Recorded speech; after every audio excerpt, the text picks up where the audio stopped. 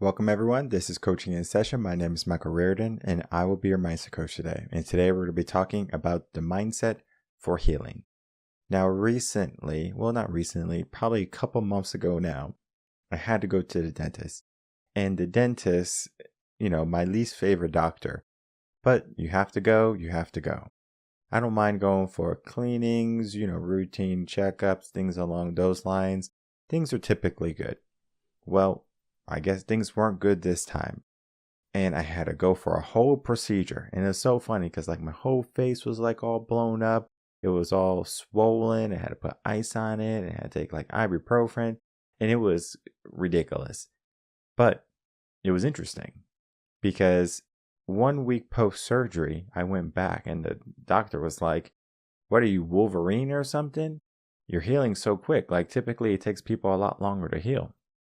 And I said to myself, well, one of the reasons I'm probably healing so quickly is because I gave my mindset a mindset for healing. And it sounds crazy, right? How can you give yourself a mindset for healing? Well, today we're going to be talking about it. But before we do that, let's take a look at my most recent blog so we can get some information before we begin.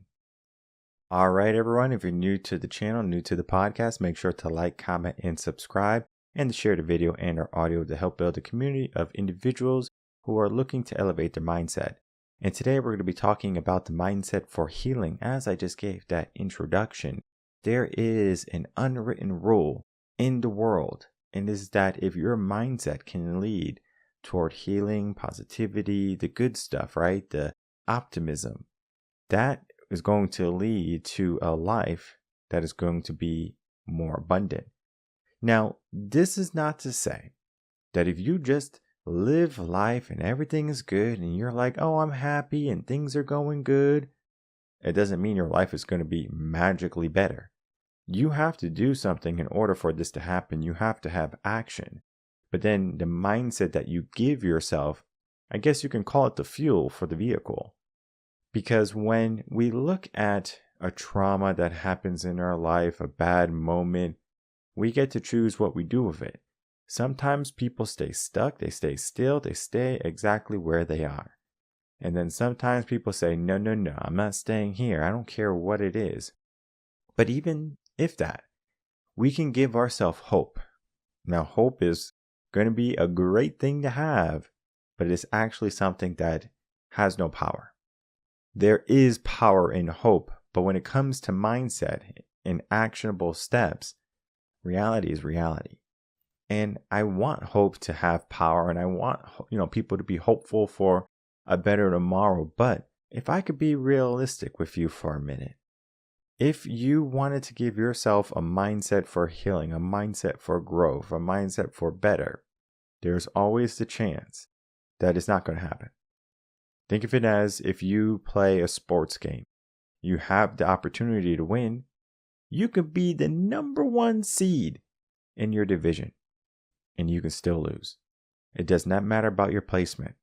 Sometimes, even if things are lined up perfectly, things do not work out. Now, that's going to be, a minority of situations, but we have to look at that as a reality. Because I don't want you to say, oh, well, I got sick and then I gave myself this good, strong mindset that you're talking about, Michael, and I'm still sick. Well, are you still doing the things that made you sick? Are you making any adjustments in your life? A mindset for healing is not only about being stubborn and sticking to the positive side. It's more so about what is the aspect of what you need to do to make sure that the healing process is going to be a rapid rate rather than a stagnant rate. And in this article, I wrote all about the aspects of the healing mindset. I talk about the aspect of my dental surgery a little bit, and I talk about other people who have gone through it. We have breast cancer survivors, people who have lost their limbs or they have become paralyzed from the waist down and they're able to walk again. What is this, right? Things that doctors would call impossible are becoming a reality. So in this article, we talk about the healing mindset, but in the podcast today, and hope you stay tuned for it, is we're going to be talking about how the healing mindset is formulated and what you need to do in order to not only attain it, but maintain it. It's very similar to how if you can have a brand new car, eventually the shine wears off. But there are going to be ways that you can keep that shine and that luster going on for a lifetime. The same thing is true in your mindset. And as I said, the same thing is true in your mindset. Because when it comes to you trying to make some changes in your life, you have to understand what is for you and what is not for you. Sometimes you might say, complacency is for me. I'm going to take it easy. I work so hard. And that could be a reality for you. But for the individuals that do that, it's almost like a sugar. You crave it. Eventually, you need some more of it. And you go back to it typically. You have these withdrawals and you start to get the shakes and you're like, oh, I got to make some changes. And typically the change is falling right back to where you were. You're not changing for the better. You're changing to be exactly who you were. If we try to make a change, our mindset typically, to focus on the positive, the healing, the better things in life, it could be one of the surface level things that people do. It is easy to pray for somebody or give them good wishes, but then at the same time, the reality is the reality. Either you're going to make it or you're not going to make it. This is the harsh truth of life. Because I hope everyone in life does good, but the reality is not everyone's going to do good or be good. There's going to be situations that people shouldn't be in. There's going to be moments when people want to, just shudder from and run away from. Everything is not going to be rainbow and gumdrops. I wish it was that easy that I can just snap my fingers and everyone has a good mindset, that everyone's happy. Everyone's fulfilled. People are living the life of their dreams. But that's not true. It's not true for many people. There are many good people who lose their life every single day. Loved ones, friends. It happens so suddenly sometimes. Sometimes they have been fighting for so long. They lose. What separates those people from the people who don't try or the people who try really hard? Because it's almost like a gambit, a crapshoot. Like you don't know what you're going to get. It's like a dice toss. I'm tossing the dice and I hope it lands on whatever number I need. Because Papa needs a new pair of shoes. And in life, we're always looking for that next opportunity. But we're not doing everything in order to live in that opportunity fully. So going to the story of me at the dentist, and I know it's not a fun story. When I was young, I didn't take care of my teeth because it was just like, I just like candy. I'll brush my teeth every so often. I'll floss my teeth every so often. And guess what? I got cavities all the time. I was always in pain. I just hated the dentist. No wonder why I hated the dentist. I didn't take care of myself. And then I remember I was watching a commentary of Chris Rock. And he was talking about getting a root canal. And how like pregnant women are complaining how the pain of a pregnancy is it's the worst thing in life of labor. And Chris Rock is saying, well, I had a root canal. That crap hurts. Well, guess what? I remember when I was like maybe 16, 17 when I got the root canal. I was young. The doctor did a great job. The issue was not the doctor. It was a long procedure. They had put like a block in your mouth and then you're there for a long time while they do it. And it was pretty chill. I think my brother took me. I can't recall. I think my brother took me to the dentist. My dad was at work at the time. And my mom was at work too. So my brother had taken me. And then after, they were like, oh, just take some Tylenol or something. It's going to hurt or something like that. And I remember going home and then all my friends were like, hey, you coming out? And like, there was like a party or something. And I was like, no, I can't go out. I just had a root canal. And they were like, oh, okay. And then basically I was like, telling everyone I just had open mouth surgery. And they were like, oh, okay. And I'm thinking in my head that I'm going to be in a world of hurt. I'm going to be in so much pain. But yet the pain never really came. I was still able to work out at my house. I was still able to do everything that I used to do. The issue was not so much of, the root canals were, supposed to be painful and it wasn't. It was more so of, that was just my situation. Maybe I have a high tolerance for pain. And I would say I do. And then we fast forward. Now, the root canal finally failed. And, I'm 36. Finally failed.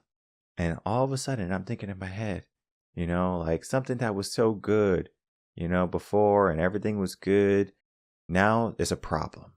It happens in life. Things can be just good in life and everything is working out in your favor. And then all of a sudden, things are not good anymore. You have to handle business. So he gave me some options. He said, you can do this, that, or whatever. And I basically chose the thing that was the most invasive and then also had the shortest healing time, because the other one was like 4 months healing. And this was like a 2 or 3 month healing.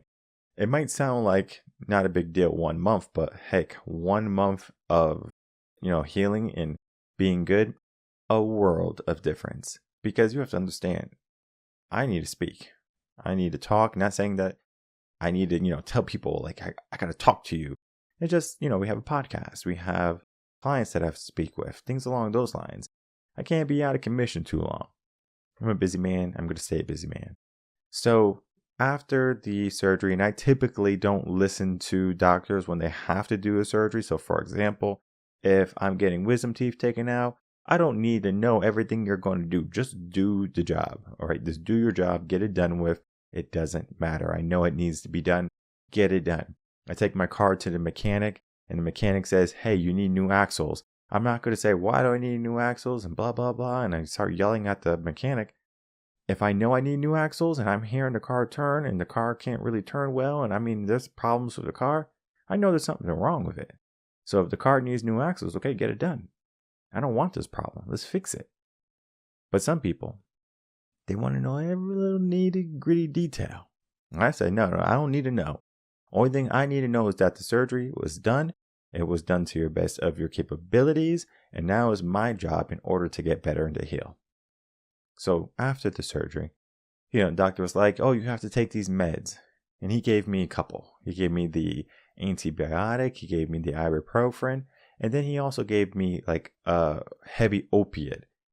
I do not take opiates.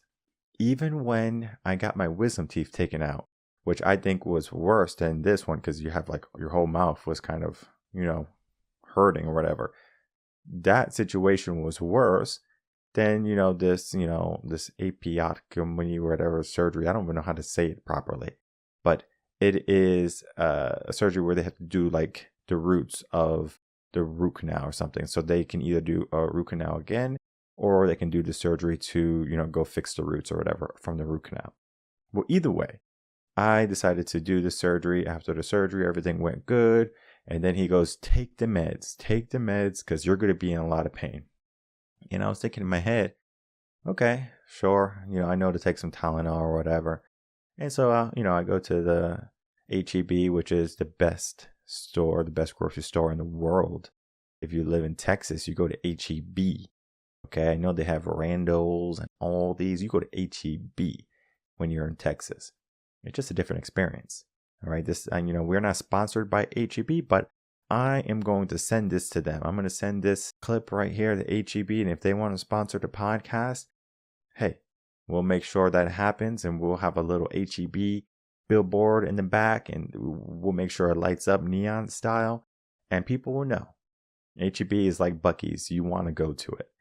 Well, either way, we're trying to figure out if we are going to be in a lot of pain now, right? All right, I'm supposed to take Tylenol, I'm supposed to take antibiotics, all right? Those are, common things, right? You don't want to get an infection and you don't want to feel like crazy pain. And for me, pain is more annoying than things that hurt, all right?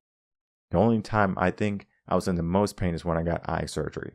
And the only reason it was because like the bandage got like, it's like a contact bandage. It was over the eye and basically like it got stuck in the eye, like it healed over the eye as the eye was healing. And it basically, when you pull it off, it like pulled off some of the skin. Oh my God, so much pain. But it was definitely an interesting experience. I mean, I haven't been shot yet or anything. I'm not saying I'm going to get shot or anything, but I haven't been. But I think it will be the same pain of getting shot. All right. It was that painful. But either way, I was like, this is more of annoying pain. So doctor said, don't eat on your left side. I'm like, okay, fine. I won't eat on my left side. He's like, eat soft foods. Don't eat these type of foods. I'm like, okay, I'm going to do that. And you know what I did? As soon as I got home, I'm like eating chicken, and I'm like, it's chicken breast. I'm eating, I think I had some eggs and mashed potatoes the first day. I think I had some salads and things along those lines, rice and all this bread and stuff. But guess what? I'm not supposed to be eating it, supposedly and apparently. Guess what? I was like, I'm still going to live my life. I don't have time to be waiting for, me to feel better in 3 months. I got to live life now. 3 months in the scheme of things, look back at the pandemic when people willingly gave 3 to 6 months of their lives to stay inside. Oh, yeah, I'm not going to take action. Oh, yeah, people tell me to sit and be patient. Okay, I understand that. I understand flying the curve, doing your part. Okay, cool. But those 3 months, those 6 months, you're not getting them back. And imagine you doing that habitually in your life. I'm going to wait. I'm going to wait. I'm going to wait. It's not the right time yet. I'm going to wait. You'll be waiting for the rest of your life. So then we go into the aspect of, I'm not a good patient. My wife even said it. She goes, you know what? You're not a good patient. And I go, good. I don't want to be a good patient. I don't want to listen to the doctor's orders. I want to go against their orders because doctors, for some reason, they have limits. They say, oh, this is the typical. Okay, well, I don't want to be average. Tell me what is above that. You don't have pain. You heal quickly. Good. Let me do that. Because the brain does something amazing, people. If you give it the focus to do what you want it to do, for some reason, it just does it. Life gets out of the way, everything gets out of the way, and it's like, boom, it has to get done. Think of it in line to procrastination. Procrastination is the fear of putting off something until the fear of not doing it becomes greater than the fear of doing it. It's the same concept, not the same idea. The concept is you do something when you have no choice. If a car is on top of you, or if like a car is on top of one of your family members, a car that you probably could never move in your life, for some reason you're able to flip this car. And if you don't believe me, there are stories of a mom who went to save her baby from a car that was flipped over. This woman flipped over her car by herself. How in the heck does that happen? Because I'm sure she's not flipping over cars every single day. All right. And if she is, make sure you don't bother her and make sure you get out of her way. But she's probably not that type of person. What gave her that adrenaline, that momentum? The mindset. Sometimes it's do or die in life. If you know that you have no other alternative, you're going to push through. You're going to fight. You're going to yell. Think of it as if you are drowning, for example. And I hope you haven't been in that situation. If you are underwater, at some point, you're going to start to fight. Fight for air. Your brain is going to kick in, saying, hey, I want to breathe. I want some air. Give it to me. And it's going to fight for it. That's why you start flailing. You start doing everything. Your brain is starting to think like, like I need to get air. Even if you say you don't want it. The mind is powerful. And you can give that power in the form of healing. So I said, I'm not going to be like this. I'm going to make sure I can heal quickly. I'm going to make sure I don't, just simply follow the doctor's orders and whatever happens in a couple of weeks, happens in a couple of weeks. I was like, I don't have time.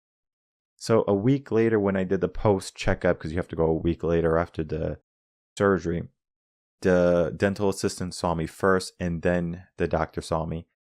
The dental assistant was like, whoa, you're healing quick. And then the dentist said the same thing. He goes, whoa, what's happening here? It's like, are you Wolverine? And I was like, whatever. I'm just thinking in my head, this is whatever to me. Like, it's just a process. Like, I have to go through it. Like, I understand. There were things that I did when I was younger. I wasn't taking care of my teeth. And now I have to deal with the consequences to anything that doesn't happen. Now, today, I take really good care of my teeth. It took all of this pain and all of this hardship and all of this money to realize hey, your teeth matter. Your health matters.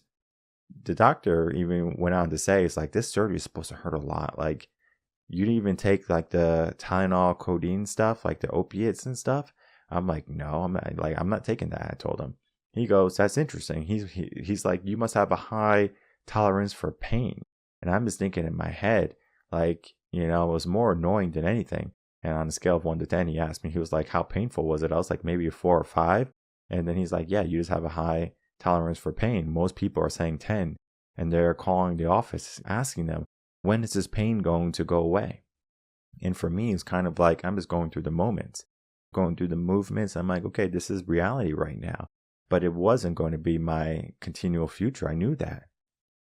I gave myself this mindset for healing, and I healed. And my story is not the only story, people. I want you to do some investigation of people who were able to heal, who were able to overcome odds.